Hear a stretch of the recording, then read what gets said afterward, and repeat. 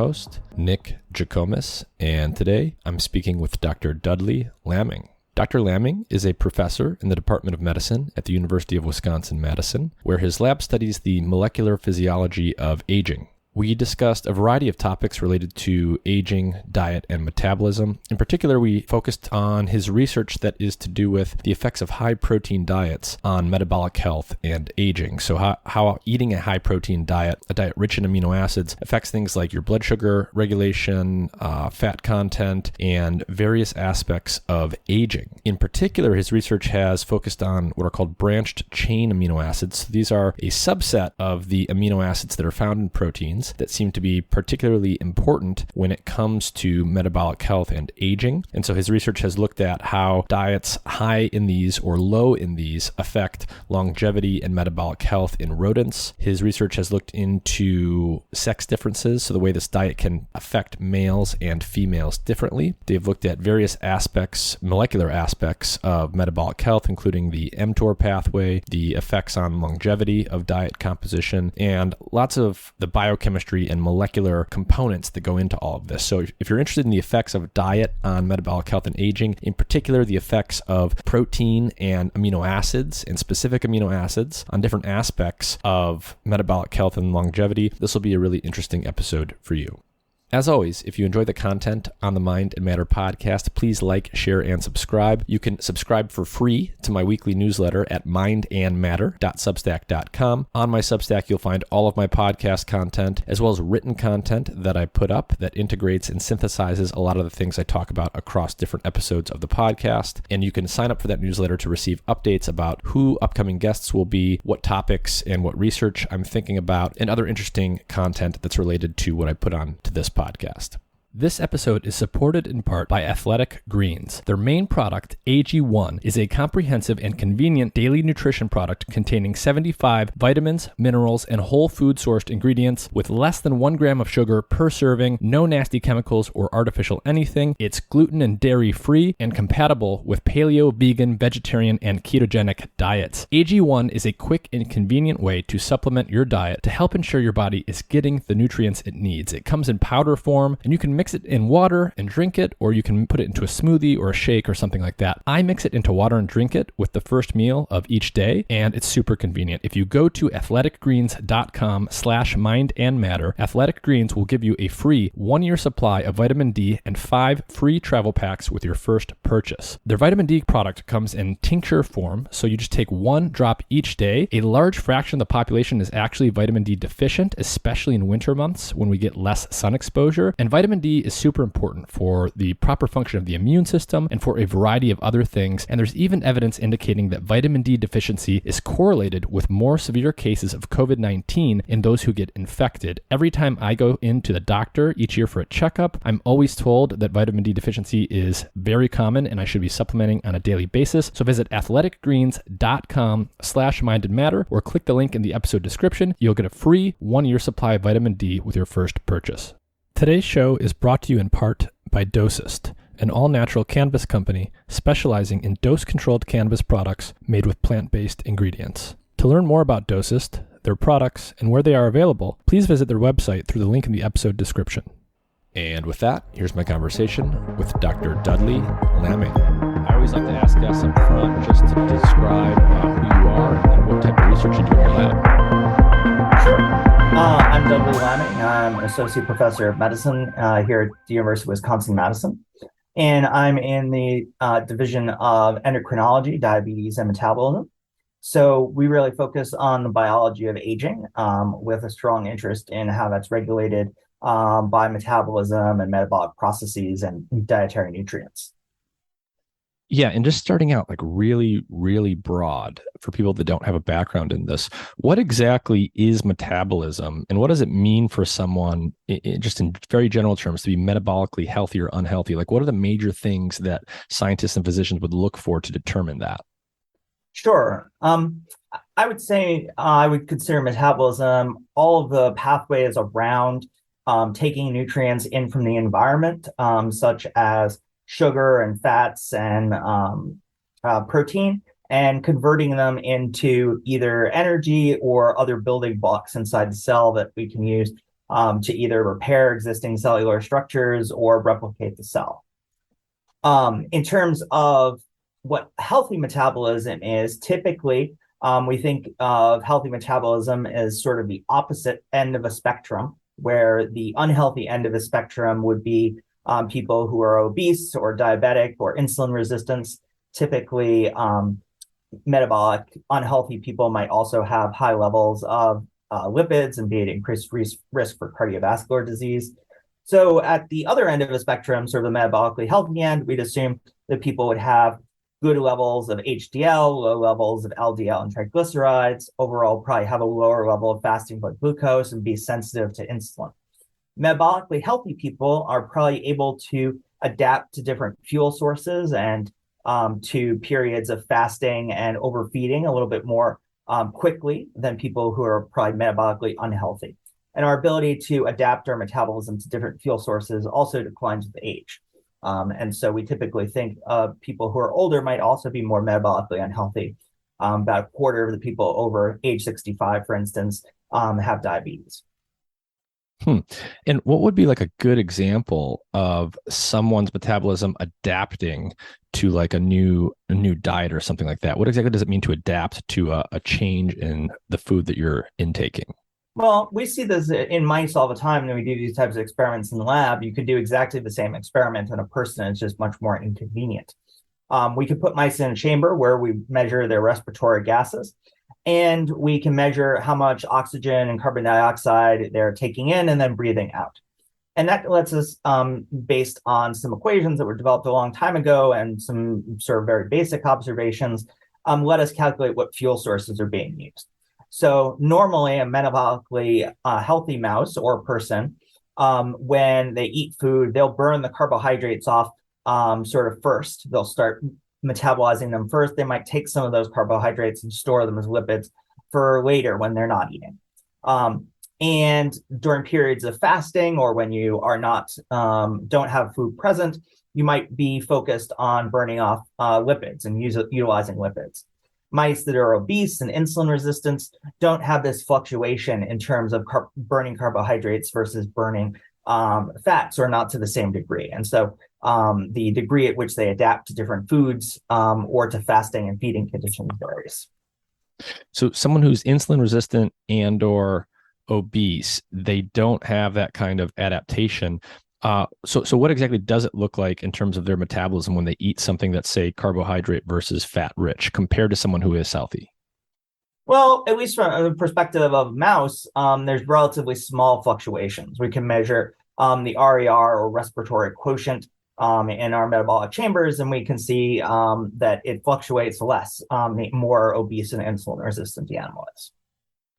Why do you think that is? Is there maybe like an evolutionary reason for how we think about this? Like are animals like mice and like humans in our, for most of our evolutionary history, have we just been in environments where we had to constantly like switch our diet up and adapt to new conditions? I think that's probably exactly right. This idea that there's sort of food always available in the refrigerator or in our desk drawer, if we're in the office, or just walking home, right? We're constantly surrounded by foods and options to purchase food. And so, that didn't happen evolutionarily. And I think we needed to be able to sort of quickly adapt to make the best, most efficient use of what food sources were available. When fruits or vegetables are plentiful and easy to get, presumably you need to get those. And when, you need to be hunting, you probably need to be able to take best advantage of that type of nutrient source as well. And so there's a lot of research going on. I know that you've done stuff related to this that has to do with caloric restriction and the effects that has on metabolic health. So just starting again in very broad terms, what would you say is sort of the general overall picture we have is today of how caloric restriction tends to affect metabolic health in mice and humans? So first of all, calorie restriction, as you're aware, is this idea that if we restrict the number of calories that an animal or maybe a person is consuming below their ad libitum level, their sort of free feeding level, then that's associated with health. And that certainly seems to be true pretty universally among species. And so organisms all the way from yeast up to fruit flies to mice and even to non-human primates. When their calories are restricted by a certain percentage, and this usually is in the range of 20 to 40% or so, so that they have enough calories, but they're not overeating. They sort of metabolically adapt in a number of different ways, and lots of different hormones and markers and of health change. But generally, these animals live longer, anywhere up from 20 to 40, maybe even 50% longer, depending on a lot of factors, including sex and strain and genetic background and exactly how much the restriction is. But they tend to be lean. That's probably not a surprise, right? If you overeat your fat. So if you're restricted your calories, you stay lean.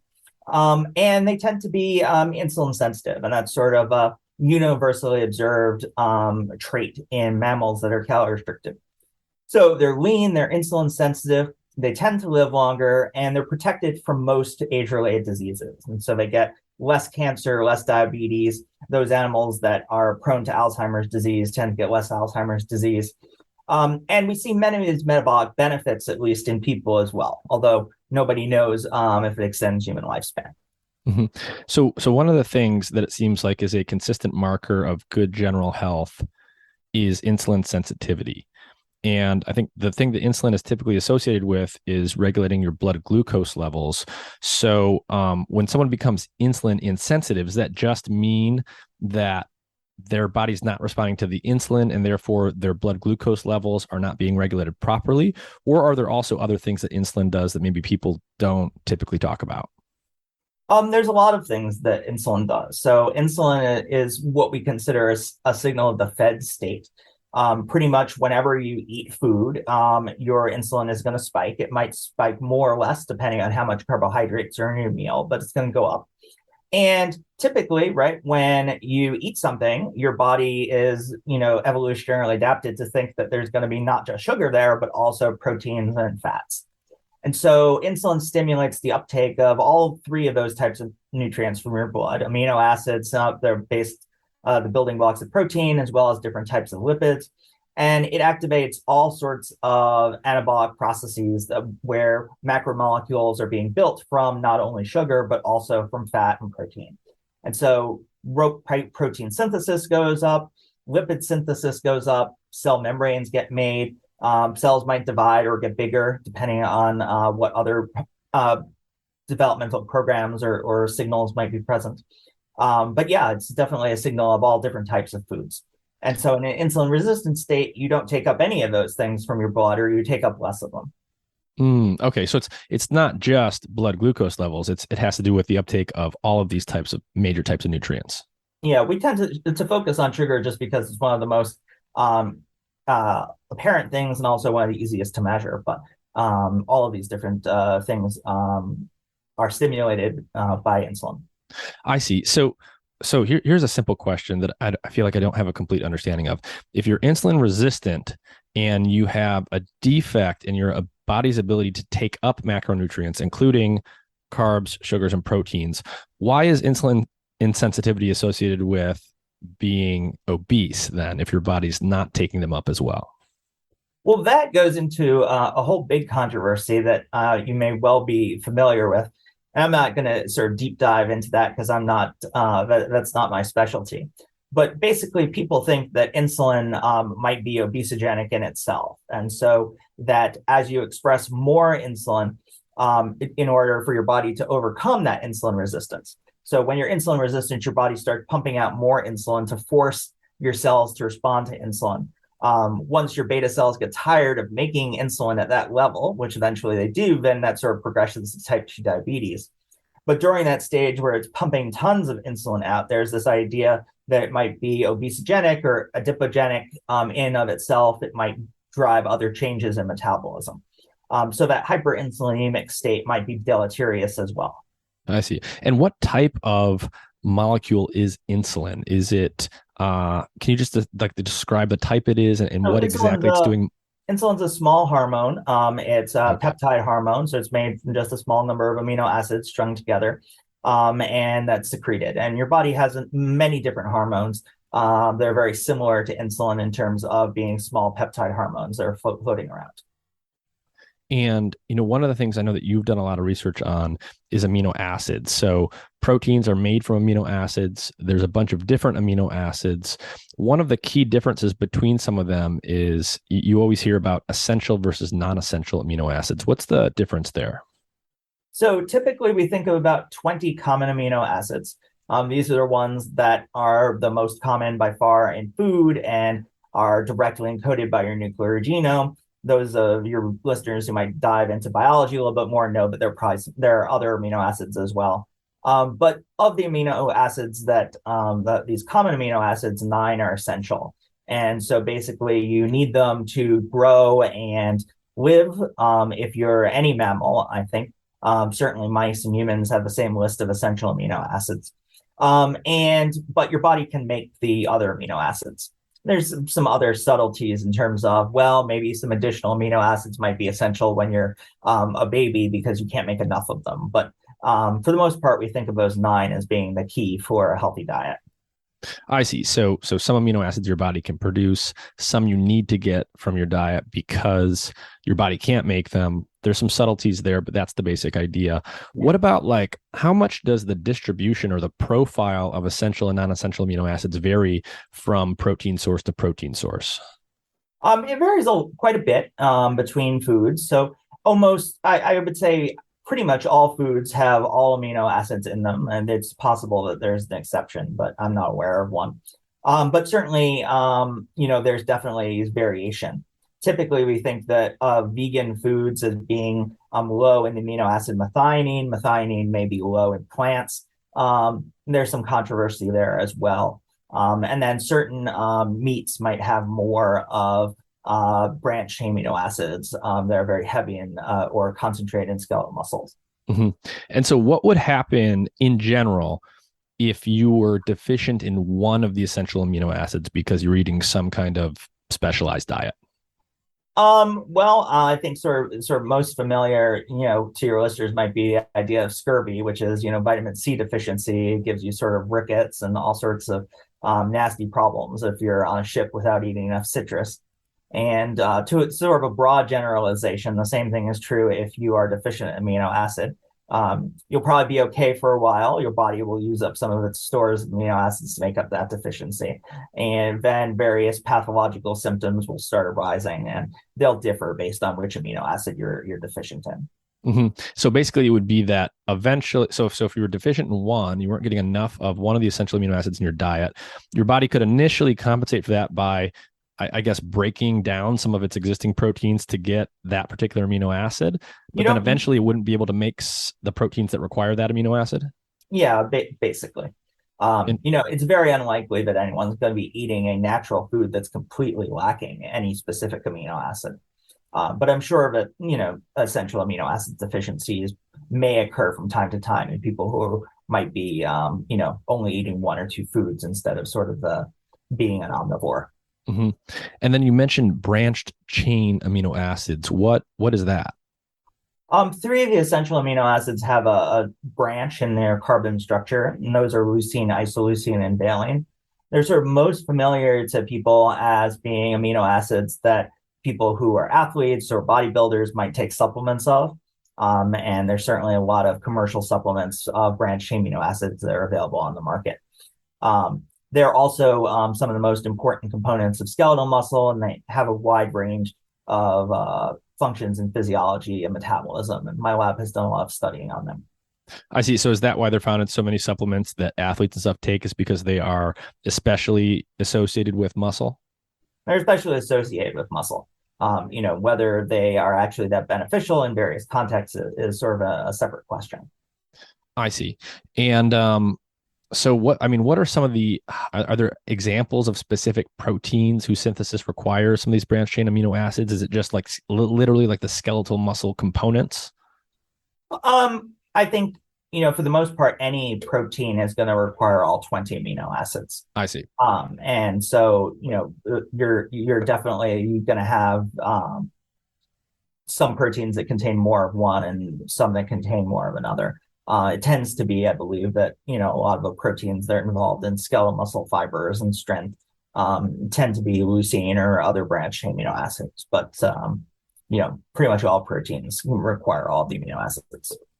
I see. And so you've done some research that has to do with these branched chain amino acids, either, having a diet that's very rich in them or actually decreasing them in the diet, in the case of rodents at least. And so what is the basic sort of takeaways that you've learned in terms of the amount of branched chain amino acids in the diet and how that affects metabolic health? Sure. I think we should probably step back a little bit to dietary protein. And so when you think about protein, right, protein is generally thought of as being beneficial for people. And this is for a couple of reasons, right? One is that there's this association of protein as something that helps your muscles grow, particularly when you're exercising. That's why lots of athletes take either protein supplements or branched amino acid supplements. And secondly, when you think about the major components of a diet, we've had fats that we've been talking about as being bad for you for many years now. And more recently, for the last 20 years or so, there's been this focus on carbohydrates, particularly maybe refined sugars of various types, as being detrimental for health in terms of driving obesity and diabetes. For one thing, carbohydrates are insulinogenic, right? They stimulate insulin release. So if you believe that insulin drives obesity, then there's sort of a direct causal link there. And so when you eat more protein, you crowd out these other calories, and protein also helps you feel full, promotes satiety. And so you might eat less if you're eating a very high protein diet. So generally, there's this conception that protein is beneficial. And I like to joke when I'm talking about these types of things that, here I'm here to like ruin protein for you too, right? And so what it turns out that when you look at epidemiological studies of people eating dietary protein and other meals just naturally, these studies are very difficult to do accurately, I think, because people have a lot of trouble writing down what they're eating or recalling what they ate or even recording it in sort of real time. But an advantage of them is that they can look at people over a very long period of time and use really large numbers to look at big populations. And so several of these studies have all come to basically the same conclusion, which is that the more protein that you eat, the more age-related diseases you're subject to. And so your rates of cancer might be higher, your rate of mortality might be higher if you're under the age of 65, over the age of 65, maybe not. And diabetes is sort of the strongest signal. So people who eat more protein tend to have a higher rate of diabetes than people who eat less protein, even adjusting for things like body mass index and everything else that you can think of. And so working with Luigi Fontana, who at the time was at Washington University in St. Louis, he placed people on either their normal control diet or randomized them to a protein-restricted diet that was fed in the hospital cafeteria. So same issue, these people, we know exactly what they ate, but their foods are being changed completely, right? Because when you switch from a normal diet where people are eating, burgers and fries to a diet where they're eating a low protein diet, they're probably, eating fish and legumes and so on. But overall, the people who are eating a low protein diet, they lost weight over 6 weeks, and about half of that was from fat mass. So this wasn't just, changes in muscle mass or water weight. And their fasting blood glucose levels went down too. And actually, they were eating more calories. They had about 10% more calories than they did at baseline. So they're eating more food, but they were losing weight. And so that's really interesting. Those findings have been reproduced in a population of type 2 diabetics now on a study that came out earlier this year. Same general idea, except it seemed even better. Those studies also showed that the protein-restricted group had a significant improvement in insulin sensitivity, along with some of their other changes. So dietary protein, might be beneficial to reduce. This might have effects on all sorts of different age-related diseases, particularly ones relating to diabetes and glucose metabolism, but maybe mortality as well. And so we wanted to study this in a mouse. And so there are lots of reasons to study things in mice. One of the things that we can do is we can track exactly what they're eating, and we control the composition of their food very precisely. And we can also do lots of tests and study them over a longer period of time than you can a person on a diet study. So what did we find? We found that basically dietary protein restriction in mice is very beneficial. And so we weren't the only ones to see this. A couple other groups have been working on this before us and at the same time. But generally speaking, mice that are placed on a lower protein diet tend to have improved fasting blood glucose levels. They tend to be leaner. They tend to be more insulin sensitive, more glucose tolerant. And overall, they even live longer. And so protein restriction seems to extend lifespan in one of our studies by about 30% in male mice. And so protein restriction overall seems to be beneficial. So sort of wrapping this back around to your question about branched chain amino acids. Branched chain amino acids are, of course, one of the important components of dietary protein. And we took the approach to that maybe the reason that low protein diets were beneficial for mice is that they have lower levels of specific amino acids. And one of the reasons that we looked at the branched chain amino acids is that they've been known to be sort of metabolically interesting for a long time. Back in the 1960s, it was shown that they're elevated in people who were obese. Subsequently, it was shown they're elevated in diabetic people and diabetic rodents of various types. And in fact, they sort of fluctuate with weight as well. So interventions that causes animals to lose weight typically cause lower branched amino acid levels. In our protein-restricted people that we looked at with Luigi Fontana, we saw that in the people that were placed on a protein-restricted diet, 3 amino acids changed in their blood, and those were the 3 branched chain amino acids, while the levels of the other amino acids were essentially unchanged. So I was just going to say, have you done the experiment where you take protein-restricted mice and you selectively increase just the branched chain amino acids in them? We have, but that's well down the line if you want to start. So we thought the branched chain amino acids would be fun to look at in mice. And so to sort of wrap up quickly, if you restrict just the branched chain amino acids in mice and we control for everything else, so we keep the carbohydrates the same, we keep the fats the same, we keep the nitrogen content of the food the same by increasing non-essential amino acids sort of proportionally, the diets are matched in calories. What do we get? We get mice that are leaner. We get mice that are more glucose tolerant. They seem to have improvements in probably hepatic insulin sensitivity, so their liver seems to be more insulin sensitive. And the mice live longer, at least if they're male. So branched chain amino acid restriction extends male lifespan by about 30%. Females doesn't do anything to them, at least in black 6 mice, and that's something that we're trying to understand why that is. Moving forwards, people are always worried about frailty. Particularly here, we're talking about reducing a protein that's normally associated with skeletal muscle. If anything, our branched amino acid restricted mice are sort of just as strong, and they tend to get less frail as they age. So both mice and people tend to get frail as they age, and we can slow that at least in those mice. And then in our more recent set of experiments, we sort of focused in on one of these amino acids as sort of the most important, and that's isoleucine. And so restricting isoleucine alone recapitulates most of the beneficial metabolic effects of branched amino acid restriction in mice.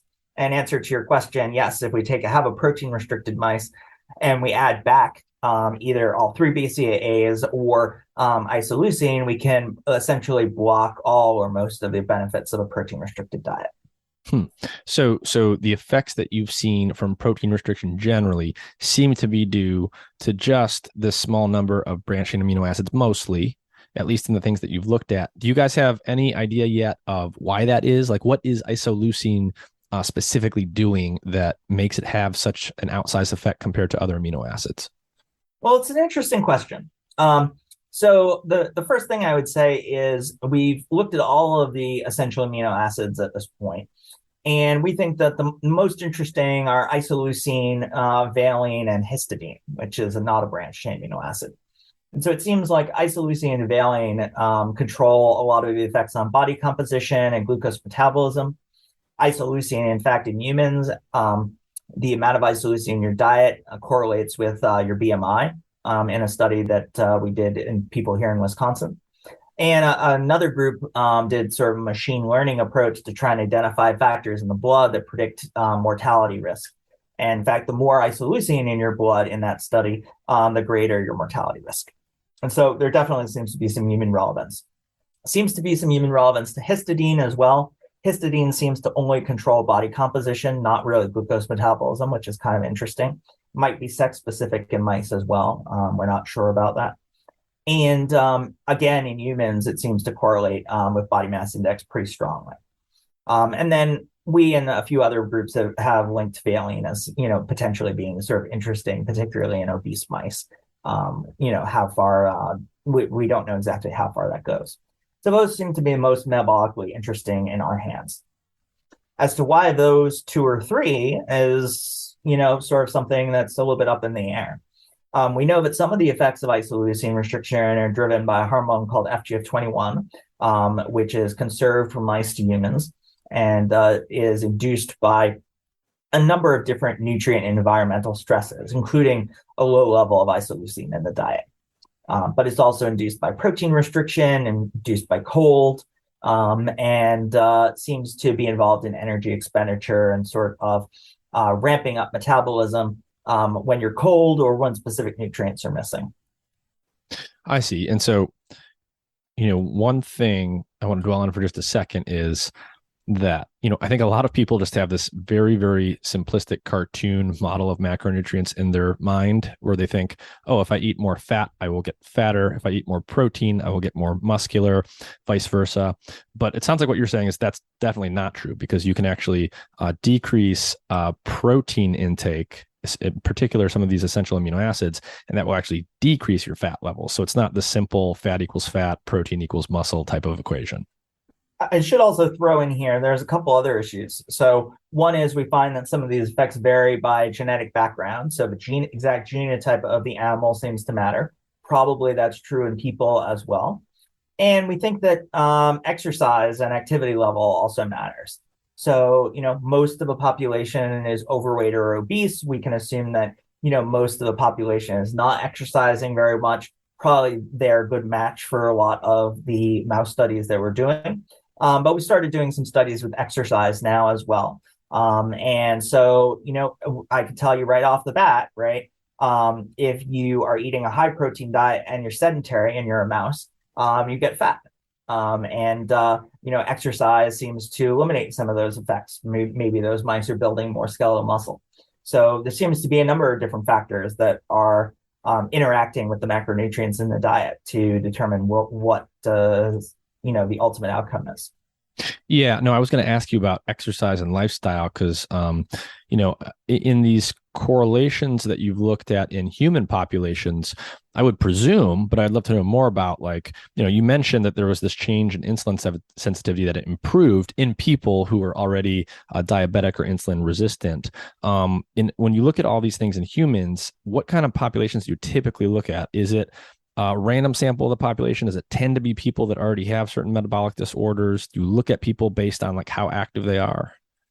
In our initial study, the people were men about 53 who tended to be a little bit overweight. Wasn't originally focused on metabolic outcomes. But I will tell you that there's been two small clinical trials of branched-chain amino acid restriction in Europe over the past few years. And one of those looked at people who were sort of in normal good health, and the other looked at diabetics. And in both of those populations, branched-chain amino acid restriction seemed to improve insulin sensitivity in the course of just a couple of weeks. So this probably applies more generally to, the population overall. But, the population overall is probably pretty sedentary too. I see.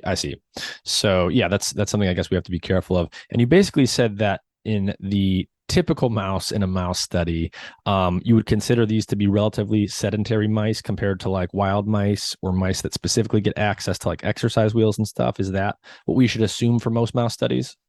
Wild mice can probably have their own issues, but I would say that yes, these mice don't have free access to a running wheel all the time.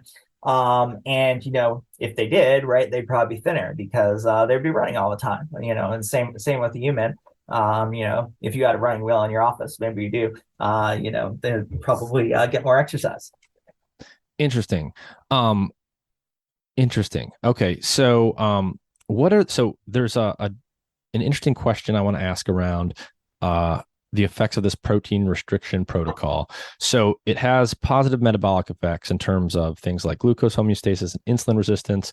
You said that it actually produces quite remarkable changes to lifespan, increases lifespan. Is that generally true of health span too? What is this distinction between health span and lifespan, and do both of those things tend to go together? Well, health span in humans is sort of associated with the idea of, a lack of frailty, I would say, right? We think of a healthy person as sort of who's older, as someone who's capable of living independently, can carry on activities of daily living, leave the house, get groceries, get dressed, etc., right? And so, we can't measure those things directly in a mouse in the same way. Susan Hallett and Kenneth Rockwood, or Dalhousie University in Canada, came up with this clinical frailty index for mice that sort of matches what's used clinically in people as well. And so we could score the animals on a variety of measurements based on how they look, how they walk, how their reflexes react. And we can figure out whether or not these mice are frail. And it's sort of a quantitative way of something that you can see in any animal, right? I'm sure that many people have seen frail dogs walking around on the street. And of course, we know what frailty looks like in a person. So we measure that in our animals. And if anything, they're less frail on a low protein or low branch amino acid restricted diet. There might be some subtleties. We're trying to see what age these diets need to be initiated at in order to get these benefits. And in particular, there's a lot of human data that suggests that people who are older might have different protein needs than people who are younger. And so that the elderly might need higher protein diets, particularly for sarcopenia. So that could be sort of another complicating factor that needs to be worked out. And you mentioned that you've seen some sex differences in mice. Have you started to work out exactly why you see those differences? And do we expect, or do we also see that in humans? To the extent that we've been able to look at our human data, there's in terms of how amino acids correlate with body mass index, there's not a sex effect. So that's kind of interesting. In mice, there's definitely metabolic effects in both sexes, but the effects on aging and aging-related phenotypes are always much stronger in males. We don't know why that is. We do know that in our branch amino acid restricted studies, we looked at the activity of a protein called mTOR. And so mTOR kinase activity is associated with all sorts of anabolic processes. It's stimulated by amino acids and thus protein. And it's lower when we restrict dietary protein. So when we restricted dietary branch amino acids, we saw that mTOR activity was down in the male mice that lived longer, but not down in the female mice that didn't live longer. And so there's a correlation there with mTOR activity and longevity. Whether that drives these effects or not, we don't know. We also don't know why it is that the females don't have a change in mTOR activity in response to lower levels of protein. One of the things that we have seen in males, and Jay Mitchell's laboratory also sort of saw in male mice, and so there seems to be a death threshold effect. And so sort of above 9 or 10% of calories coming from protein, you're in a sort of non-protein restricted zone. And below that, you're in a protein restricted zone. And it doesn't seem to matter exactly how little protein you have, at least from the perspective of inducing this program.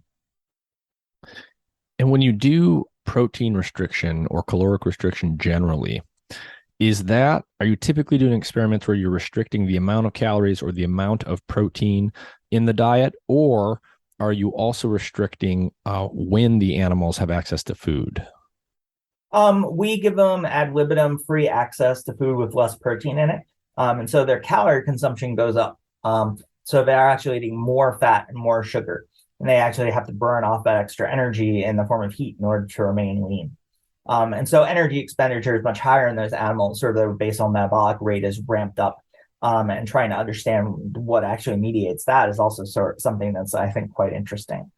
Yeah, we haven't done too much limiting time of day. We did a little bit of an experiment there I think overall the results were pretty small in terms of time of day effects. Hmm. And how do you start to think about how you interpret mouse studies on metabolism and aging in terms of how they can translate to humans? So do you think of obviously mice and humans are different and we have a lot of differences between us, but I guess we're both sort of similar in the sense that, right, we're sort of opportunistic omnivorous animals. We're not pure carnivores or herbivores. How do you start to think about how similar a mouse is in terms of its general metabolism and digestive structure, and how that influences how we can maybe think about translating the mouse work to humans? So obviously, there's a lot of similarities between mice and humans, sort of all between all living things. My kid's National Geographic book says that we share 50% of our genes with a banana. So there's definitely a lot of similar cellular and metabolic processes that are going on. But you're totally right. Mice are not furry little humans. They're completely different in a variety of ways. But that said, they have lifespan. They have a certain lifespan. We can measure that. They seem to have a lot of the same sort of age-related deficits that humans do. When they eat a diet that is unhealthy for us, they become unhealthy. When they are on a diet that seems to be healthy for us, typically they respond in a healthy way. And many drugs and medications work the same in mice and humans. So we can't necessarily assume that they're going to respond the same way, but overall, it seems like they're a decent model for humans, and it seems like they're decent models for human response to protein branched amino acids based on the concordance of our experimental data in mice and a little bit of experimental data and a lot of observational data in people. But there could certainly be differences that matter in terms of translating these results. And, I want to start to ask you some general questions about how we assess and measure and determine when when a diet is relatively healthy versus relatively unhealthy, and what goes into that. So, other than, if you give an animal a high fat diet or something that is supposed to resemble an American or Western diet, or you give it this protein restricted diet, how do you determine exactly whether or not that's healthy or not? Is it because you're also measuring all these other markers like glucose, resting glucose levels and insulin sensitivity, and you're using those things to determine whether or not something's healthy or not? I mean, that's typically sort of what we go with, although labs that are more focused on cardiology, would also notice that, when you feed mice sort of a Western high fat, high sucrose diet that contains cholesterol, that they do become hyperlipidemic, have high levels of triglycerides, have high levels of fat. If we use modified mice that are a little bit more like humans in terms of their cardiovascular system, we can see atherosclerotic plaques form when we feed them these diets, and then not form when we feed them a diet that's healthier. I think the same is true for lots of different systems as well. Certainly an unhealthy diet in a variety of ways is going to be deleterious for the heart. It's going to be deleterious for the kidney, and so on. So, what would be an example of one of the healthiest diets? What is the composition of one of the healthiest diets that you can give just a regular lab mouse? What does that diet look like? That's an interesting question. I mean, from the perspective of the actual healthiest diet, right? The actual healthiest diet is probably still the sort of the gold standard, which is calorie restricted diet, and a diet where, they are mostly eating less rather than eating a sort of something that's slightly different in terms of its macronutrient content. But in terms of, sort of standard diets, I'd say a diet that in particular is probably not too high in protein, and probably overall is relatively energy dilute, so that not that they're eating all the time, but as they're eating they sort of feel full. It's not very calorie dense. I see. And how much does it matter? So let's say that you're calorie restricted, or you're giving a mouse a calorie restricted diet. How much is it the total amount of calorie restriction per se? How much of it is if you just cut the calories they're consuming by 20% per day, and you just do that every single day, versus you cut the same amount, but you put that all into a 24, 48 hour window where they're not eating? How much do those factors start to matter? So that goes into some of our more recent work, but overall, this is something that people have played with for a long time. So, typically we think of calorie restriction in a mouse as mice that are being fed once a day. And those animals, regardless of whether they're restricted 20% or 40%, tend to eat all of their food in a couple hours. They don't have very much restraint. They see the food in front of them, they eat it, and then they will fast the rest of the time. But people have actually played with a variety of different regimens in animals. And for instance, at least when started young, feeding mice every other day so that they just get then essentially a normal meal one day and then skip the meal the next day is very effective at extending lifespan. And there are other regimens as well. And people who did calorie restriction, typically would eat sort of 2 or 3 meals a day. They're sort of spaced out. Nowadays, I understand that that might be becoming less true, that people are more focusing on, being like a mouse and sort of eating just one meal a day. But we don't know that either of those is beneficial or not per se, although there's a lot of data that suggests that compressing your feeding window in general in both people and mice is beneficial. Sachin Panna's work in particular has looked at what happens when a mouse, or in some clinical trials, people eat sort of a westernized diet, but confine the amount of time that they eat to. And so mice that confine their Western diet feeding to a 12-hour period tend to be very healthy and not gain a lot of extra weight, whereas those that are eating or have food access around the clock, not so healthy. But in our studies, we've actually found that this fasting period is very important to the benefits of calorie restriction. And so the graduate student who did this work, Heidi Pack, was focused on trying to understand how feeding rhythm in particular was sort of related to health.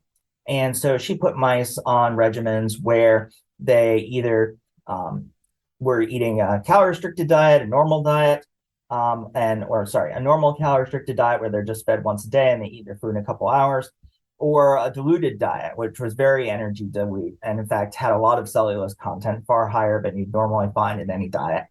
And these mice, even though they sort of ate around the clock whenever they felt hungry, those mice actually were calorie restricted as well by about the same amount as our calorie restricted mice. And what was really interesting was that the mice that are eating this energy dilute diet, sort of eating around the clock, they ate 30% less calories, but they didn't get the benefits of a calorie restricted diet. They did become more glucose tolerant, but they weren't more insulin sensitive. They actually tended to be on the insulin resistant side of a spectrum. And they didn't live longer either. They actually had a shorter lifespan, about 9% shorter than mice that were just eating a normal chow.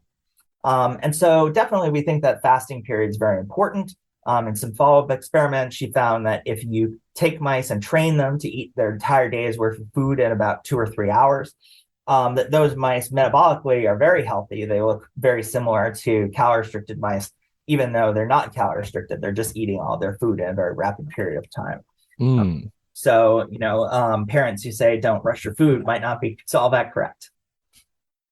What have been the most effective dietary strategies in humans who are insulin resistant or diabetic at improving their insulin sensitivity? Does calorie restriction work similar to it does in mice? Does changing the diet without restricting calories work at all? You may be aware that some of the more recent work in a field of type 2 diabetes has been concentrated on the fact that, contrary to what people had thought for a long time, that type 2 diabetes is reversible in about 30 to 60% of people. And basically, that is reversible by severe calorie restriction. And people are placed on very heavily modified diets where they cut a lot of calories.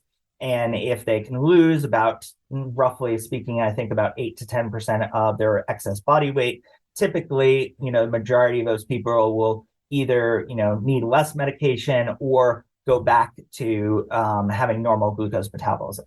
And as far as we know, if those people can then keep the weight off, which is its own struggle, right? A lot of people have put weight back on. But if they can keep the weight off, then they will remain in remission from type 2 diabetes for the rest of their life. this seems to only apply to people who are sort of newly diagnosed. The longer that people have been diabetic, the less well this type of dietary intervention works, probably because fewer beta cells could be rescued. I see. So type 2 diabetes can be reversible, and a fairly substantial percentage of people with type 2 diabetes, that tends to be people who've not had it for that long. And I guess the idea here is the longer you've had type 2 diabetes, the longer your beta cells in your pancreas have been defective in their ability to produce and release insulin. And at some point, maybe that just becomes irreversible. And I mean, the beta cells will die. And in fact, you do see a loss of total beta cell mass in addition to progressive dysfunction. Why do they die? That my colleagues here study beta cells, so I won't try and explain that for the risk of saying something wrong. But I think there are a lot of reasons that might be. I think some cytokines that are released in response to inflammation and obesity contribute to that, as well as the incredible stress of producing a ton of insulin. So beta cells actually do some of the hardest work in the body in terms of the sheer number of molecules of insulin that they pump out every minute after you eat something that has sugar in it. Mm-hmm. So back on the topic of like how we assess the level of healthiness that we assign to a given diet.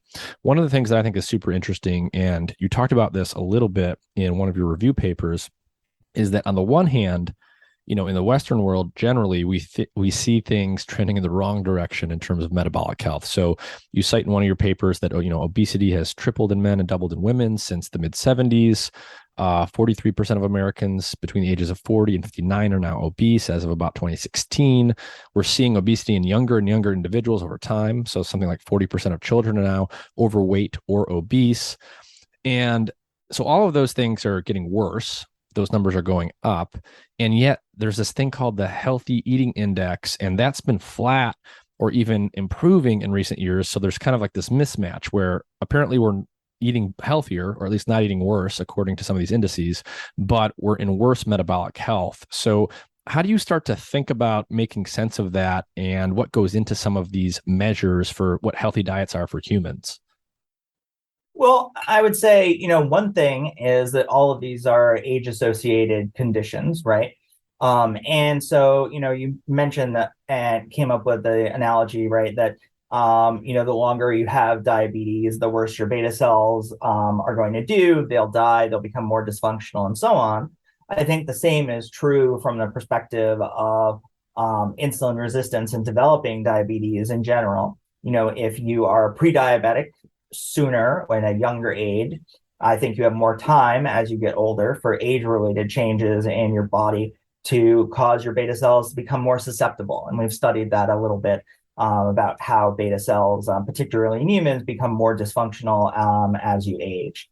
And so, I think some of it may be due just to the aging of the population overall, which has been going on in, this country as well as around the world.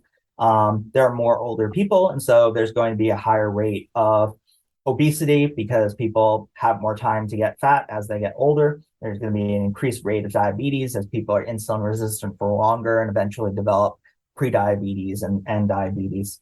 There may be other considerations too. One thing is it's very difficult to measure what people are eating. And so, I'm not familiar with the details of how the healthy eating index is generated. But I would say that, it's notorious that it's difficult to track exactly what people are eating. I see. And so you mentioned that you have at least one kid, right? Two, yes. So you have two kids. So based on like your background and everything that you've learned about metabolism, what are some like the general rules that you use when you are helping them determine their diet? For the most part, they are their issue is eating enough. And that's certainly, I think, an issue that lots of parents have in terms of making sure that both they eat enough and that they don't eat too much junk food on the other side, right? And so, of course, they are always getting vegetables and so on. But they also and they eat a lot of fruit, so that's beneficial too, I think. but they, also eat hot dogs and pizza and so on. So, sort of standard kid food. I see. So it's really difficult. I think everybody knows who knows that kids go through lots of phases. Heard lots of stories about kids who only eat one or two things for years at a time, and I'm glad we don't have that particular issue. Yeah, and when you do, so one thing that I'm thinking about too is when you do rodent studies, when you work with mice, typically, I used to work with mice and we used to give them chow, which is basically just mouse food, which I guess people can analogize to just pet food or something. Sure. So it basically, it's not, right, you wouldn't call that a whole food. It's not like we're plucking food from nature and putting it in the cage. It's a processed form of food. Do you think that affects the outcome of these experiments at all? Like the way this mouse chow is constructed, or do you think that's probably not a major factor? I mean, it's a limiting and non-limiting issue at the same time, right? We typically don't use chow for our amino acid studies. We use diets that are similar to chow, in which are built from the individual amino acids sort of being mixed together in a big vat with different types of fat and sugar, and then all processed up, probably very similar to a very highly processed human food. So definitely that might have some health effects on its own. And we control for that, using control diets while we modify different amino acid levels. But absolutely, I think it does have issues. And same thing with chow. There's some other disadvantages with chow as well, is that there's seasonal variations in terms of what goes into it. That's an advantage that we don't have with our amino acid defined diets, where we don't, we build it exactly, so we don't really have seasonal issues. But there's definite issues with all of these things. On the other hand, the flip side, of course, is that we know exactly what they're eating, and so and we can control it very precisely. Which is something that is not possible with food. And, even if in sort of a, gold standard now, I think for human feeding studies, the people take pictures of their plates before and after the meal. And so, you can use a computer or person to figure out exactly what percentage of the food that they ate and so on. But, there's probably still going to be variation between each egg and each piece of meat, each vegetable, in terms of exactly what its calorie content and nutrient content is going to be. So there's downsides to, doing these studies in natural foods too. Yeah, and another thing that I thought was interesting that you mentioned in a couple spots was that you see things like differences between males and females in terms of the effects of protein restriction on their metabolic health. You see differences in metabolic health based on the genetic background of the animals you're working with. And all this stuff makes sense, right? It makes intuitive sense that men and women would, on average, metabolize things in somewhat different ways. It makes sense that there's going to be genetic variation in aspects of metabolism that are going to affect how you utilize carbs versus fats versus proteins. I think also just right in our day-to-day lives, we can clearly see that people have different metabolisms, broadly speaking. So what does some of this stuff start to say about the idea of personalized diets and personalized recommendations, and how people can start to figure out from themselves like whether or not they should be on one diet versus another, if there's not a one size fits all sort of diet that's the best for everyone? Yeah, I think that's very important. That is, and something that the field of both nutrition and aging is sort of coming around to, this idea of personalized food as medicine, or personalized Jerry Nutrascience, as Kenny Wilson, Pankaj Kafai have sort of dubbed it. But in terms of our sort of work in the lab, I think this really highlights the need to not just study things in one strain and one sex. And so we're having a lot of fun in the lab right now, looking at a panel of genetically inbred mouse strains, each with its own genotype, and sort of figuring out how those strains respond to dietary protein and other amino acids. And so, for instance, I can tell you, a low protein diet on average, about 80% of the mouse strains that we look at have a reduction in body weight and adiposity when we feed them a low protein diet.